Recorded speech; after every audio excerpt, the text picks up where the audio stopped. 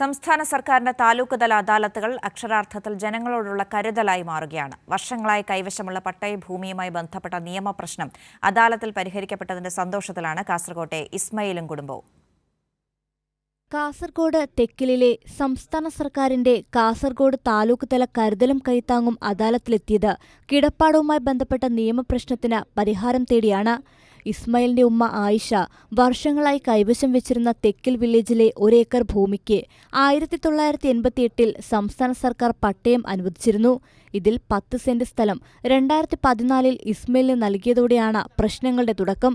2019 revenue വകുപ്പിലെ ചില ഉദ്യോഗസ്ഥർ സ്ഥലം അളന്ന് സർക്കാർ ഭൂമിയാണെന്ന് രേഖപ്പെടുത്തി നികുതിയടക്കാൻ അനുമതി നിഷേധിച്ചു. സ്ഥലം കയ്യേറിയെന്ന് കാണിച്ച് ഇസ്മായിലിനെതിരെ കേസെടുക്കുകയും ചെയ്തു. വർഷങ്ങളോളം പരിശ്രമിച്ചിട്ടും സാങ്കേതിക കുരുക്ക് അഴിക്കാനായില്ല. അദാലത്തിൽ മന്ത്രി വി അബ്ദുറഹ്മാൻ മുന്നിൽ പരാതി എത്തിയതോടെ രേഖകളെല്ലാം വിശദമായി പരിശോധിച്ച ശേഷം ഭൂമി ആയിഷയുടെയും മകൻ ഇസ്മായിലിന്റെയും സ്വന്തമാണെന്നും അവർക്ക് പൂർണ്ണ അവകാശം നൽകുന്നതിനും മന്ത്രി വി അബ്ദുറഹ്മാൻ നിർദ്ദേശിച്ചു.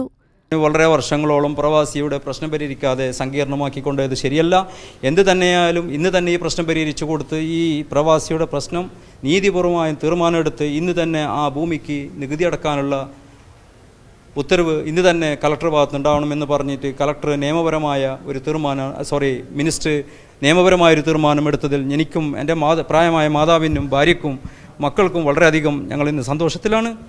LRC, ജില്ലാ കോടതി, മജിസ്ട്രേറ്റ് കോടതി ഉത്തരവുകൾ, ഗവൺമെന്റ് പ്ലീഡറുടെ ലീഗൽ ഒപ്പീനിയൻ, കളക്ടറുടെ ഉത്തരവുകൾ, പ്രിൻസിപ്പൽ സെക്രട്ടറിയുടെ ഉത്തരവ്, നിയമസഭയിൽ മന്ത്രി നൽകിയ മറുപടി തുടങ്ങിയ രേഖകൾ പരിശോധിച്ചാണ് പ്രശ്നം പരിഹരിച്ചത്. ഭൂമിയുടെ പോക്കുവരവ് നടത്തിയ രേഖകൾ ഇസ്മായിലിനും കുടുംബത്തിനും വളരെ പെട്ടെന്ന് നൽകും. കൈരളി ന്യൂസ്, കാസർഗോഡ്.